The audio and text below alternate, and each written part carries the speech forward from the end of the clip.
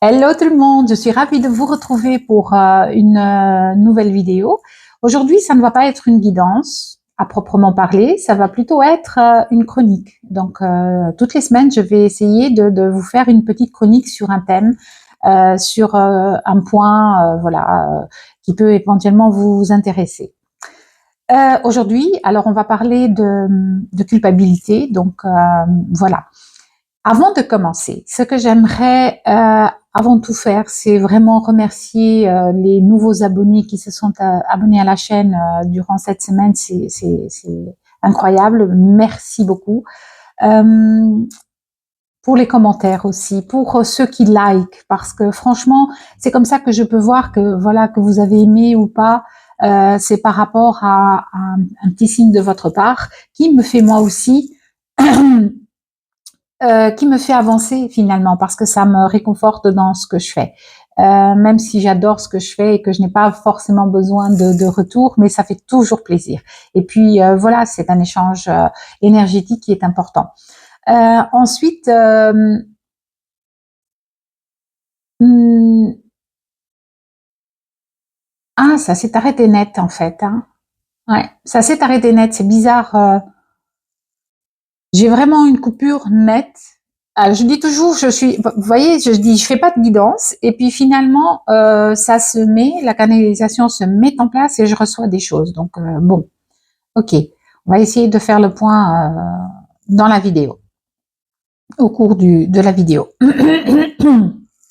Donc désolée si je suis un petit peu parfois distraite. Je ne suis pas distraite en fait, c'est que en même temps, je reçois des messages, en même temps, je reçois des choses qui sont pas forcément liées à ce que je voulais faire, mais voilà, c'est comme ça. Donc aujourd'hui, on va donc parler de la culpabilité parce que ça me tenait à cœur cette semaine parce que je l'ai fortement ressenti aujourd'hui. Et pas tout, c'est pas forcément on a toujours cette impression, eh bien, la culpabilité, c'est quelque chose qui est mauvais, on se sent coupable, donc on a fait quelque chose de mal, et moi, je le vois un petit peu différemment aujourd'hui, je le voyais comme ça il y a longtemps, mais aujourd'hui, je comprends que cette culpabilité, elle vient seulement réveiller un petit peu ce qu'on doit regarder et ce qu'on doit analyser de plus près. C'est-à-dire quand il y a une situation qui revient, qui vous fait sentir coupable d'un acte que vous avez manqué, d'un acte que vous avez fait, d'un mot que vous avez dit ou que vous n'avez pas dit. Euh, il y a cette sensation de se mettre en porte-à-faux par rapport à ce que l'autre vit. Et, et finalement, c'est une erreur de le croire comme ça, comme si c'était quelque chose de mauvais ou qu'on avait fait quelque chose de mal. On n'a rien fait de mal en fait. Bon, bah pour certains peut-être, hein, voilà. Mais ça nous pousse à aller regarder un petit peu de plus près. C'est-à-dire que ça nous impulse une envie de comprendre en fait. Cette émotion de culpabilité, elle est pas là pour rien. Vous auriez dû faire quelque chose et vous ne l'avez pas fait. Un acte manqué. Seulement, tout comme on vient sur cette terre pour expérimenter, les autres aussi. Tout comme nous concluons des contrats avant d'arriver pour, moi j'appelle ça les contrats d'âme, hein, pour nous aider dans une action, pour nous aider dans une compréhension, eh bien les autres aussi. Nous faisons partie aussi de ces contrats d'âme par rapport aux autres. Donc, et il ne s'agit pas toujours de faire des choses qui sont sympathiques ou de dire des choses qui sont sympathiques. C'est même le contraire. Très souvent, quand on a des blessures ou des expérimentations à faire, des blessures à guérir, on va trouver sur notre chemin, sur notre parcours, quelqu'un qui va appuyer dessus exprès, sans en être conscient, bien entendu, mais il va appuyer dessus exprès pour que nous prenions conscience de cette blessure, de cette situation, pour la transcender. Et quand on sait ça, quand on comprend le fonctionnement de l'évolution spirituelle, du parcours spirituel, eh bien, c'est bien plus facile d'accueillir ces émotions quand elles viennent à nous. Au début de parcours, quand on a un éveil spirituel, c'est vrai que c'est assez compliqué parce qu'on traverse des moments qui sont tellement difficiles et tellement émotionnels, où tout remonte pour certains et finalement on comprend pas. On ne sait pas du tout pourquoi ni comment et comment gérer la situation. Et puis au fur et à mesure des étapes, au fur et à mesure des guérisons, des transformations, de l'évolution, eh bien on a une vision très différente. Il faut pas croire que vivre un parcours spirituel, c'est simplement être dans le bonheur tout le temps, tout va bien, tout est beau, les oiseaux chantent, etc. Non, ça n'est pas du tout ça. C'est traverser la vie, traverser ces expériences avec plus de fluidité, plus de facilité, pour que les moments difficiles deviennent beaucoup plus faciles finalement à gérer, beaucoup plus souples et moins douloureux surtout. Donc, j'ai toujours tendance à dire, et par expérience, je l'ai vécu maintes et maintes fois, les blessures qu'on ne comprend pas, les situations reviennent. C'est-à-dire que c'est comme un schéma qui se répète en boucle dans notre vie ou tout au long de notre vie jusqu'à ce qu'on comprenne vraiment. Et alors, il y a différentes situations et pour chacun, ça va être dans différentes vibrations énergétiques, donc différentes situations de vie, mais c'est toujours pareil, hein, on ne comprend pas à ce moment-là, donc on le vit, mais on n'arrive pas à le conscientiser, eh bien, à 1 an, 2 ans, 3 ans après, eh bien, ça va revenir sous une autre forme, mais l'émotion va être la même, donc la blessure va être la même à guérir finalement. Et mais au fur et à mesure qu'on guérit, qu'on comprend, qu'on avance sur ce parcours, on arrive à comprendre, on arrive à voir, ok, il y a ça, donc je vais regarder un petit peu de plus près.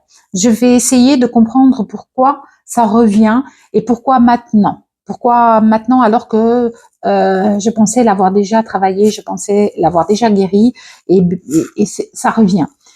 Donc, en prenant les choses comme ça, on arrive à voir la situation sous un angle bien différent. Et cette culpabilité ne nous fait pas mal finalement. On la ressent, on la voit, on l'accueille surtout, et puis on va voir un petit peu pourquoi. Pourquoi je me sens coupable de ne pas avoir fait ça, et ça peut être des années avant, hein. Je vous parle ici, moi, personnellement, je vous parle d'une situation qui s'est passée il y a bien plus de 20 ans, je pense, ou presque. Mais un seul choix, un oubli, ce n'était pas un choix, un oubli de ma part a eu des conséquences aujourd'hui. Mais cet oubli, il n'est pas là. Je dis toujours, les choses n'arrivent jamais par hasard et aucune action n'est faite par hasard. Tout est lié. Tout tout coexiste. Donc, il y a cet oubli qui a été fait à une époque de ma vie, qui aujourd'hui est revenu par rapport à une personne, hein, qui est revenu comme un acte qui est quand même assez lourd de conséquences, même si je n'en avais pas conscience à l'époque et que ce n'est pas ma faute à proprement parler, mais cet acte, cet oubli, parce que c'est un acte manqué, cet oubli a fait que la personne aujourd'hui va devoir traverser une situation. Et comme c'est évidemment quelqu'un qui m'est proche, ça me touche d'autant plus. Et là, la première réaction, c'est justement cette culpabilité qui remonte assez vite. Et je dis, mon Dieu, mais si je l'avais fait, si je n'avais pas oublié, eh bien, elle n'en serait pas là aujourd'hui. Seulement, très vite est revenue cette philosophie qui est la mienne, la spiritualité dans laquelle je suis, où tout a un sens, tout est compréhension, tout est conscientisation de quelque chose. Je comprends que moi aussi, à un moment donné, j'étais le contrat avec cette personne. Donc j'avais un contrat avec cette personne. Les situations qu'on vit sont écrite. Il n'y a pas de hasard, ou très peu. Le libre arbitre, oui, on peut accepter ou refuser, mais c'est aussi assez, ça a ses limites. Et donc aujourd'hui, je constate que voilà, cet oubli a fait en sorte que cette personne aujourd'hui traverse une situation qui est assez compliquée, mais je pense vraiment que cette situation va peut-être la réveiller, va peut-être faire en sorte qu'elle va évoluer, car elle a vraiment besoin d'une évolution. Et elle est dans ce refus, d'un refus de émotionnel, je parle bien émotionnel, de d'avancer et de comprendre d'où viennent toutes ces problématiques et ces mots physiques. Je dis mots physiques parce que quand on ne conscientise pas, quand on passe des années à ne pas conscientiser quelque chose, notre corps, lui, il va absorber tout ça. Et il va le transformer en douleur, en maladie, en fatigue. Et on va se dire, ben, il faut aller chez le médecin, mais les médecins ne trouvent rien, donc forcément, une accumulation émotionnelle négative, je dis négative, voilà, qu'on ne conscientise pas, où on ne veut pas voir ce qu'il y a à voir, eh bien, va se transformer en quelque chose de physique, vraiment, dans la matière. Et et ça dépend aussi des maux pour lesquels on souffre, la tête, les bras, l'estomac, les jambes, peu importe. Hein, là, encore là, il y a des indices à pouvoir chercher un petit peu pourquoi, qu'est-ce qui bloque. Dans ce sens, il y a le livre des 5 blessures de l'âme de, je ne sais plus son nom, mais je crois que je l'ai quelque part. Je vais essayer de... Ah, Lise Bourdeau. Ouais, Lise Bourbeau, les 5 blessures de l'âme, qui voilà, où elle parle de chaque blessure à un mot, chaque mot pour expliquer un petit peu d'où ça vient et comment on peut essayer de comprendre. Et donc la culpabilité, elle est là pour ça. Comme toutes les autres émotions d'ailleurs, la culpabilité, la tristesse, etc. Aujourd'hui, on parle de culpabilité parce que parfois on peut se dire ah la culpabilité c'est quelque chose que j'ai fait, la culpabilité c'est parce que j'ai fait un acte, j'ai dit quelque chose, mais ça peut aussi être le contraire. C'est un non-acte, c'est quelque chose qu'on a oublié. Là c'est vraiment ça, c'est quelque chose qu'on a laissé passer, qu'on a oublié complètement et voilà, ça a des conséquences. Seulement, ça a des conséquences parce que c'est écrit comme ça. Parce qu'au moment de l'oubli, eh bien, c'est comme si aujourd'hui, la personne avait quelque chose à traverser. Elle est venue expérimenter ces émotions qu'elle va traverser ou qu'elle traverse. Et donc, tout est connecté. Je dis toujours, on est tous interconnectés. D'accord? On est tous liés. On est tous une parcelle de l'autre. Quand on comprend ce genre de connexion, eh bien, on arrive à comprendre comment notre vie spirituelle finalement évolue et peut influencer les uns et les autres. Voilà. Donc aujourd'hui, je voulais vous parler un petit peu de cette émotion. La guérison de ces émotions, elle passe par la compréhension, d'accord? Elle passe par la compréhension et l'enseignement de ça. Parce qu'on finit par, ok, j'ai vécu ça, j'ai fait ça, j'ai dit ça ou pas, et finalement ça a des conséquences. Si on reste dans cette boucle de se dire mon Dieu c'est ma faute parce que je ne l'ai pas fait, eh bien on n'en sort pas. On n'en sort pas parce que plus on va se sentir coupable, plus on va descendre dans cette émotion au lieu de la comprendre et de l'accueillir, et on va descendre dans quelque chose de beaucoup plus de déprimant, de peur aussi, de peur des conséquences, de peur de ce qui peut arriver, voilà. Donc ce qui est bon de faire, c'est d'accueillir. Ok, on accueille et on comprend. Je n'y peux rien. ça n'est pas dans mon contrôle aujourd'hui. C'est quelque chose qui est destiné. Alors, ça n'excuse pas non plus tous les actes. Hein. Franchement, faut écouter les choses avec discernement et intelligence aussi. D'accord. On va pas se dire voilà tel ou tel acte. Maintenant, je n'ai pas à ressentir de la culpabilité parce que voilà c'est le chemin. Non, c'est tout le contraire. C'est chaque émotion, chaque ressenti est à prendre en compte pour se comprendre soi-même, pour comprendre comment notre âme fonctionne, pour comprendre comment on avance, pour comprendre comment on peut se pardonner aussi, parce que ça c'est une question. Quand il y a culpabilité derrière, il y a la capacité de développer un pardon pour soi-même, puisque c'est à nous qu'on doit se pardonner en premier. Donc, des deux côtés, il y a une expérimentation à faire. Du côté de l'autre et d'une autre. Pour comprendre comment on va avancer avec ça. Et quand on commence à comprendre ça, eh bien, ça devient beaucoup plus léger, beaucoup plus clair en tout cas. Ça n'empêche pas après un petit peu on va voir comment les choses vont se mettre en place. Je suis plutôt optimiste et j'ai une sensation que tout va s'arranger pour le mieux. Mais il y a une expérimentation à faire ici. Et moi, je le sais, je le sens.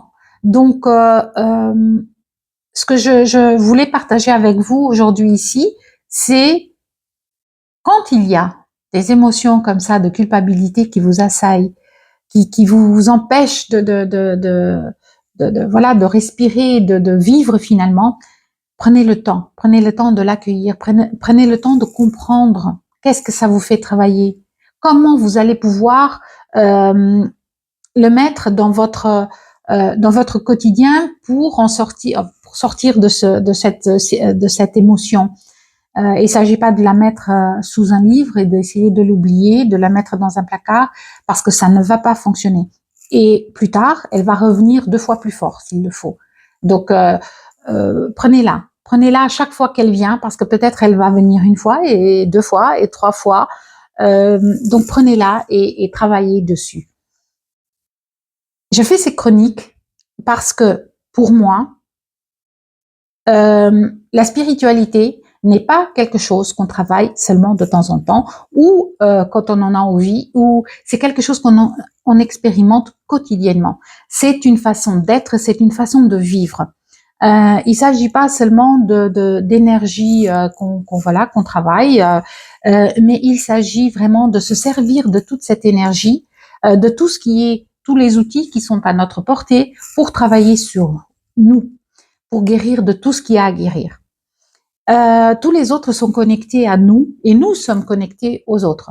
C'est pas comme si on était le centre du monde et puis que tout tourne autour de nous. Non, chacun appuie sur les blessures de l'autre pour les conscientiser, pour les réveiller et pour nous amener vraiment sur ce chemin de conscience, de vraie conscience.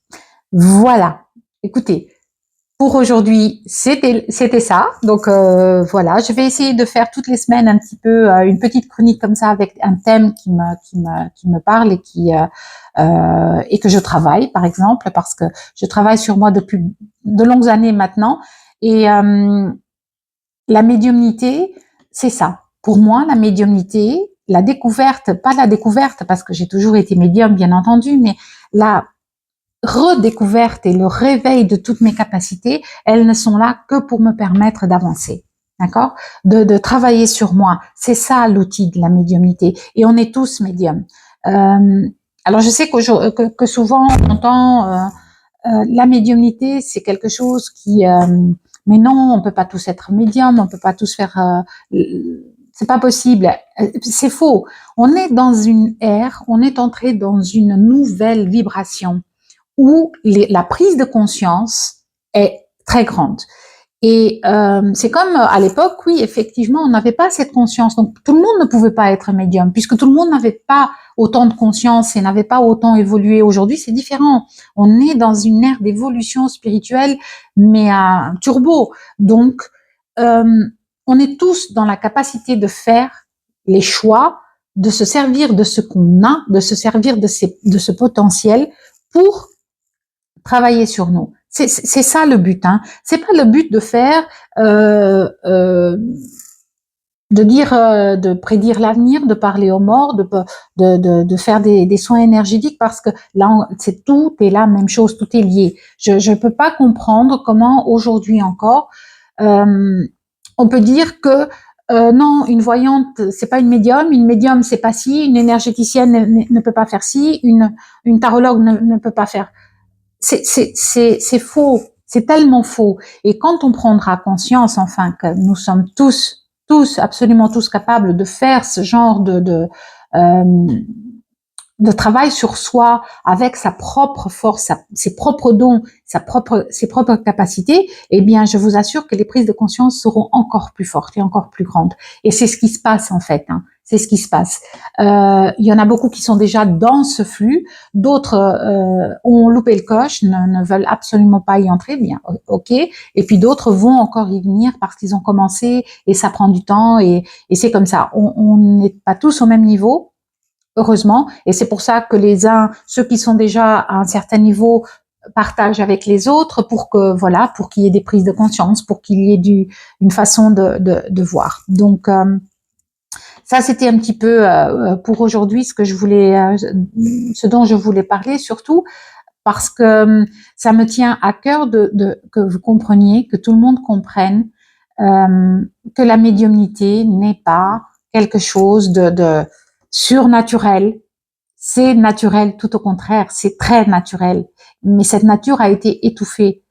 C'est notre essence même. Donc, il faut la réveiller.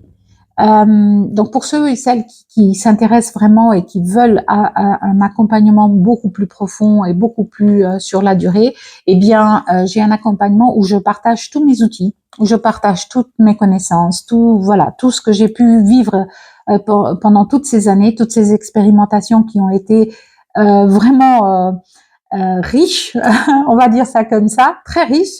Eh bien, je les ai mis dans un programme où je partage, tout, absolument tout, puisque tout est la même chose, d'accord. Donc, il n'y a pas comment tirer les cartes, comment faire un soin énergétique, qu'est-ce que c'est la canalisation, qu'est-ce que c'est la médiumnité, comment vivre ma spiritualité, qu'est-ce que c'est que la numérologie, qu'est-ce que c'est que le pendule finalement. Eh bien, tout ça, c'est la même chose. Tout est la même chose. Donc, il faut simplement être ouverte d'esprit, ne pas être fermée et accueillir tout ça. Donc, moi, j'ai mis tout ça, tout ce packaging, j'ai mis tout ça dans c'est pas une formation, c'est plutôt un accompagnement qui permet, de vous accompagner pendant 6 à 9 mois pour une vraie transformation, un vrai changement de vie, un vrai positionnement aussi, hein. Je voulais juste faire ici la petite parenthèse, mais tout est sur le site, les liens sont sous les vidéos, donc vous pouvez regarder tout ça. Et voilà pour aujourd'hui. Je pense que j'ai assez parlé. On va en rester là. Donc, n'oubliez surtout pas de liker, de partager et d'actionner la petite cloche pour avoir tout de suite la notification quand il y a des nouvelles vidéos qui sont postées. Moi, je vous dis à très vite.